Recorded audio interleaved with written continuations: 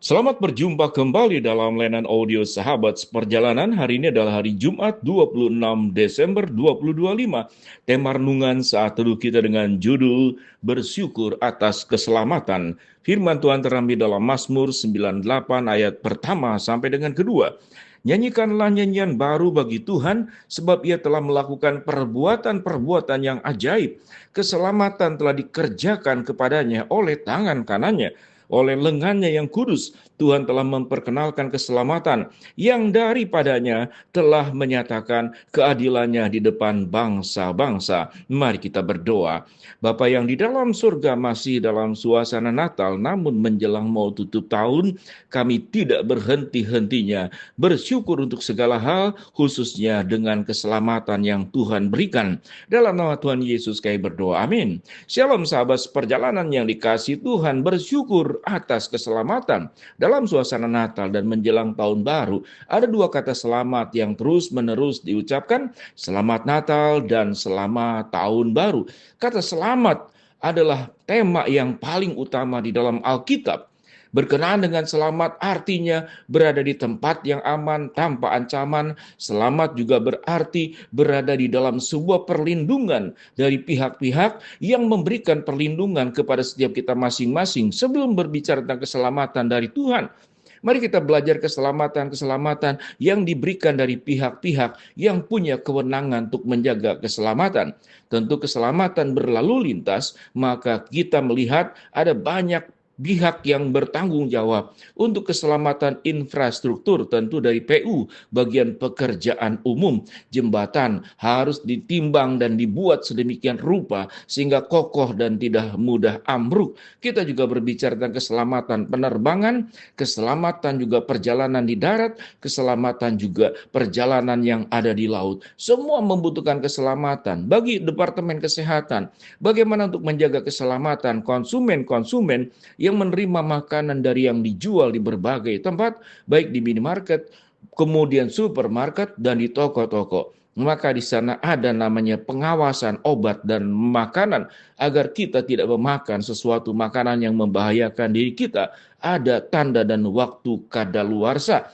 Demikian juga kalau kita sakit, maka selalu ada petunjuk harus dengan resep dokter. Sehingga masyarakat untuk obat-obat tertentu tidak bisa dibeli sembarangan. Maka itu untuk menjaga keselamatan supaya kita bisa meminum obat yang tepat dengan cara yang tepat, dengan komposisi yang tepat, dengan waktu yang tepat. Akhirnya kalau boleh dikatakan manusia itu membutuhkan yang namanya itu keselamatan. Mari kita belajar bagaimana tema daripada keselamatan ini menjadi penting setelah manusia jatuh di dalam dosa. Kalau berbicara keselamatan, maka berbicara tentang bahaya. Dan kalau berbicara tentang bahaya, dampaknya adalah musibah dan kecelakaan. Apa musibah pertama yang terjadi? Yaitu Adam dan Hawa melanggar kebenaran firman Allah. Di sana musibahlah yang terjadi. Mengapa musibah terjadi? Karena manusia jatuh di dalam dosa. Kalau kita kemudian lanjut ke belakang, apa penyebab musibah? Karena ketidaktaatan. Harusnya mereka taat kepada Allah, namun justru mendengar bisikan dan suara iblis, lalu mentaati sesuatu yang tidak harus ditaati, yaitu godaan daripada setan. Berbicara tentang keselamatan, tema yang sangat paling utama dalam suasana Natal itu, bagaimana Yesus datang memberikan keselamatan. Kalau kita boleh melihat perjalanan Yesus dari lahir selama kehidupan, Yesus memberikan seluruh kebutuhan kita. Kebutuhan fisik, Allah memberikan makanan, mengubah 5 roti dan 2 ikan. Kebutuhan fisik yang lainnya, bagaimana Yesus memberikan mujizat-mujizat kesembuhan, yang buta melihat, yang tuli mendengar, yang timpang berjalan, bahkan yang mati Lazarus dibangkitkan. Tetapi yang paling utama, tema daripada kelahiran Yesus datang ke dalam dunia adalah memberi keselamatan kita dari kematian kekal. Dari satu bahaya dan bencana yang begitu dahsyat luar biasa, yang tidak bisa dibandingkan dengan apapun, dengan semua musibah, katakanlah problem, bencana yang ada dalam dunia ini. Bencana terbesar adalah kalau kita tidak masuk mendapatkan kehidupan yang kekal dan kita masuk ke dalam kematian kekal. Maka itu adalah bencana yang paling besar. Sumber keselamatan Allah memberikan semuanya yang terbaik. Alam semesta ini diciptakan agar kita hidup dalam keselamatan. Bumi dilingkupi oleh ionosfer, lapisan udara sekian persen. Karena kalau terlalu banyak bisa bahaya, terlalu sedikit pun bisa bahaya. Alam merancang di dalam dirinya adalah menyampaikan yang namanya itu keselamatan. Dan kalau kita mendapatkan keselamatan, maka ada rasa nyaman, akan ada rasa bahagia, damai sejahtera, penghiburan, kekuatan yang diberikan oleh Allah kepada setiap kita masing-masing. Lalu apa yang harus kita lakukan? Biarlah kita bersyukur atas keselamatan.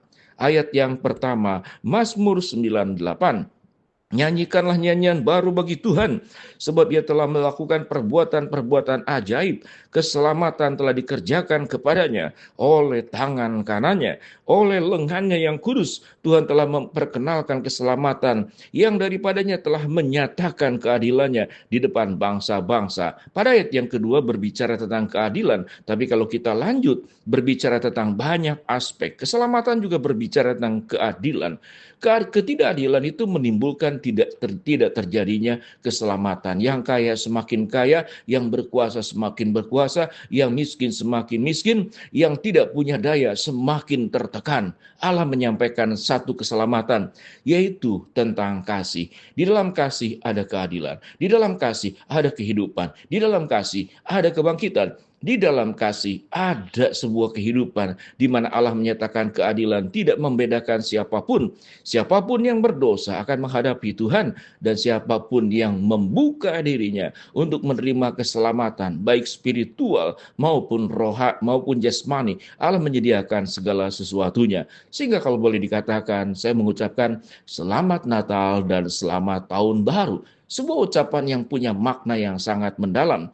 Dan kalau kita menyampaikan ucapan-ucapan selamat kepada saudara-saudara kita, kepada kerabat, kepada sahabat-sahabat dekat, atau sahabat-sahabat jauh yang di luar kota, yang di luar pulau, ataupun yang di luar negeri, bila kita mengingat bahwa keselamatan berasal dari Tuhan, lalu kita senantiasa bersyukur. Biarlah kita akan menutup tahun ini dengan rasa penuh syukur untuk seluruh kebaikan-kebaikan Allah, anugerah Allah, kasih sayang Allah, cintanya Allah, keselamatan yang Allah berikan secara fisik, secara spiritual, secara jiwa pun, pikiran dan perasaan. Biarlah kita menaruh keselamatan dari Tuhan. Dengan memahami semuanya itu, kita menjadi orang-orang yang kuat tatkala menghadapi badai, menjadi orang-orang yang kuat tatkala menghadapi kesulitan, menjadi orang-orang yang terus bergantung ke dalam kekuatan Tuhan. Tatkala kita lemah, tatkala kita tidak berdaya, tatkala kita rasanya tidak sanggup menjalani kehidupan ini, ingatlah ada Allah yang memberikan keselamatan, ada Allah yang memberikan kekuatan, ada Allah yang memberikan penghiburan, dan ada Allah yang akan memberikan segala sesuatu yang kita butuhkan tepat pada waktu. Mari kita bersyukur, dan bersyukur bahwasanya Allah baik untuk selama-lamanya. Kasih setianya dari terbitnya matahari sampai tenggelamnya, dari terjadinya alam semesta sampai kemudian seluruh alam semesta ini akan berakhir. Kasih Allah tidak pernah akan berakhir, Alfa dan Omega, selama-lamanya sampai selama-lamanya. Mari kita berdoa. Bapa dalam surga, terima kasih buat kebenaran firman Allah yang kami pelajari. Hamba-Mu berdoa buat sahabat seperjalanan yang sakit, Tuhan jamah sembuhkan. Sahabat seperjalanan yang sedang menghadapi masalah, Tuhan bukakan jalan. Sahabat seperjalanan yang sedang berdoa mengharapkan sesuatu, Tuhan kabulkan sesuai dengan waktu dan rencana Tuhan yang terbaik. Di dalam nama Tuhan Yesus kami berdoa. Amin. Shalom. Selalu bersyukur untuk seluruh kebaikan Allah.